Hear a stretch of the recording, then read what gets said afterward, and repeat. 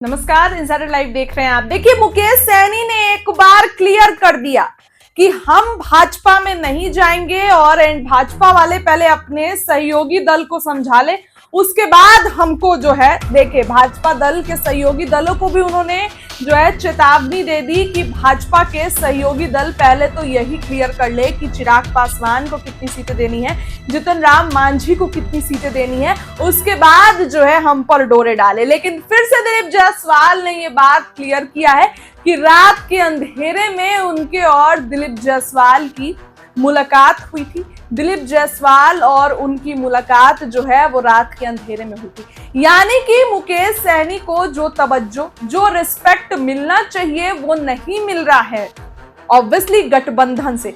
इसीलिए मुकेश सहनी ने अब ये फैसला लिया। हालांकि मुकेश सहनी की देखिए आज प्रेस कॉन्फ्रेंस थी। इस प्रेस कॉन्फ्रेंस में मुकेश सहनी ने ये साफ साफ कह दिया कि अब हम भाजपा में कहीं नहीं जाने वाले हैं, एनडीए में कहीं नहीं जाने वाले हैं, महागठबंधन के साथ रहेंगे।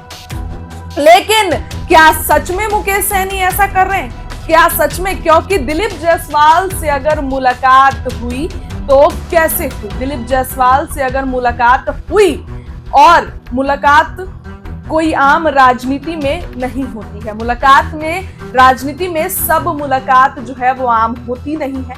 कोई भी मुलाकात, अगर आज मुलाकात हुई है तो कल राजनीति ही पलट जाती है।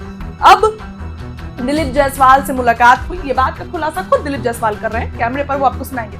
लेकिन दिलीप जायसवाल ने जो बयान दिया है, इस पर अब चर्चाएं तेज हो गई है। मुकेश सहनी को लेकर तेज चर्चा हो गई है, क्योंकि मुकेश सहनी दिलीप जायसवाल से मुलाकात किए हैं तो हो सकता है कि एनडीए में आए, क्योंकि मुकेश सहनी को 60 सीटें चाहिए, ये हम आपको शुरू से बता रहे हैं। लेकिन मुकेश सहनी को 60 सीटें कौन देगा? तेजस्वी यादव तो कांग्रेस को इतनी सीटें देने के लिए तैयार नहीं है, जबकि कांग्रेस उनके लिए ज्यादा इंपॉर्टेंट है। तो कैसे मुकेश सहनी को दे देंगे इतनी सीटें? मुकेश सहनी भले डिमांड कर रहे हैं, लेकिन 60 सीटें नहीं मिलेगी, इस बात को लेकर उनको भी पता है। तो अब एनडीए में घर वापसी मुकेश सहनी की हो सकती है, ये चर्चाएं तेज हो गई है। मुकेश सहनी भले ही आज दिलीप जायसवाल जो है उन्होंने एक प्रेस कॉन्फ्रेंस में कहा कि हम एनडीए में अब कहीं नहीं जाने वाले हैं, अब हम यही रहेंगे और सब कुछ जो होगा जश्न मनेगा, आपको बताया जाएगा। डिप्टी सीएम की बातों पर उन्होंने चुप्पी साधी। लेकिन मुकेश सहनी ने एक बड़ा ऐलान भी कर दिया। मुकेश सहनी जो है वो ये भी बोल दिए कि हम अब महागठबंधन में ही रहेंगे। लेकिन क्या सच में मुकेश सहनी महागठबंधन में रहेंगे? क्या सच में मुकेश सहनी महागठबंधन में रहेंगे? दिलीप जायसवाल ने बड़ा बयान दिया है मुकेश सहनी को लेकर। ये साफ साफ कह दिया है कि मुकेश सहनी जी रात के अंधेरे में हमसे मिले और जो है रात के अंधेरे में ही जो है वो बातें हुई थी। लेकिन क्या बातें हुई रात के अंधेरे में, ये चर्चा का विषय है। आखिर क्या बात? क्योंकि मुकेश सहनी तो ये कबूल नहीं रहे हैं, मुकेश सहनी तो ये कबूलने को तैयार ही नहीं है कि वो जाएंगे। लेकिन यहाँ पर दिलीप जायसवाल से जो मुलाकात हुई वो चिंता का विषय है। अब तेजस्वी यादव को धोखा देकर जाएंगे? बता दें आपको कि इन सभी मुद्दों पर दिलीप जायसवाल ने कहा, और इसके साथ ही पश्चिम बंगाल हिंसक मामले में दिलीप जायसवाल ने कहा कि बंगाल में माहौल खराब करने का काम वहां की सरकार करा रही है। सरकार ही पश्चिम बंगाल में माहौल को खराब करने में लगी है। वोट बैंक की राजनीति ममता बनर्जी जी कर रही हैं, भगवान उन्हें माफ नहीं करेगा। पश्चिम बंगाल में बीते दिनों जो घटना हुई थी उसे पर केंद्र सरकार से हम मांग करते हैं कि वो एक्शन ले।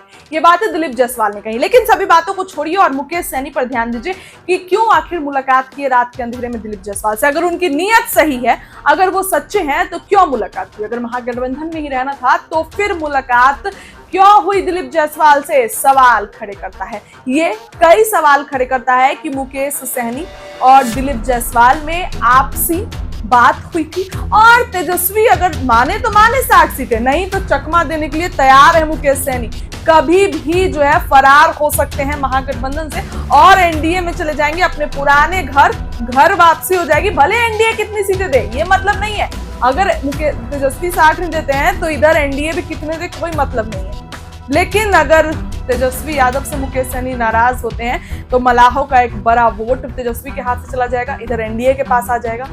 और लोगों के मन में चुनावी साल में जो है ये जाएगा कि तेजस्वी यादव ने सिर्फ लोकसभा के दौरान मुकेश सहनी का इस्तेमाल किया, इसके अलावा कुछ भी नहीं। अब दिलीप जायसवाल बड़ा बयान दिए हैं और सभी मुद्दों पर अपनी राय रखें। मुकेश सहनी से मुलाकात हुई, इस बात का खुलासा वो कर रहे हैं। क्या कुछ कह रहे हैं दिलीप जायसवाल, उनकी बातों से।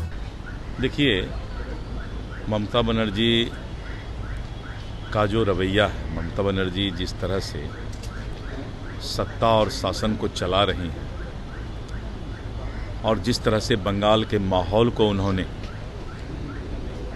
खराब करने का काम किया है, सौहार्दपूर्ण वातावरण को उन्होंने राजनीतिक दुकानदारी, वोट बैंक के लिए आपस में सभी लोगों के बीच मतभेद पैदा करने का काम किए हैं। ममता बनर्जी को कभी भगवान माफ़ नहीं करेंगे और ममता बनर्जी अगर इसी तरह के रवैया करते रही तो मुझे लगता है कि हो सकता है कि केंद्र सरकार को कड़ा एक्शन लेना पड़ेगा। नेशनल हेराल्ड मामले में सोनिया गांधी और राहुल गांधी, नेशनल हेराल्ड के मामले में मेरा स्पष्ट मानना है कि सोनिया गांधी या राहुल गांधी कोई भगवान नहीं है। कोई भी इंसान अगर गलती करता है तो वो संविधान और कानून के अंदर है।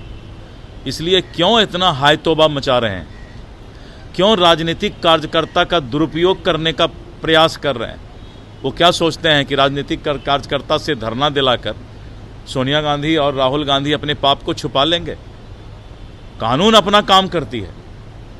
कभी भी राजनीतिक कार्यकर्ता का उपयोग अपने पाप को छुपाने के लिए नहीं करना चाहिए। सर, मानव अधिकार आयोग भी आज पश्चिम बंगाल मीटिंग, मैंने कहा ना कि ममता बनर्जी पश्चिम बंगाल के अंदर जिस तरह का गंदा हरकत कर रही है कि भगवान भी ममता बनर्जी को कभी माफ नहीं करेंगे। मुकेश सहनी से सर मुलाकात हुआ है सर, क्या मुकेश सहनी सर एनडीए में? मेरा किसी मुकेश सहनी से मुलाकात नहीं हुआ है।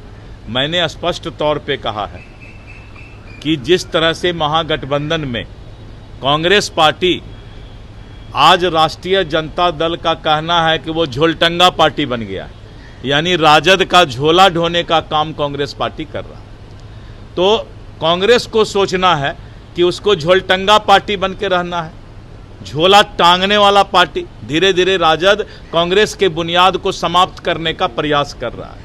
तो ये तो उनको सोचना है।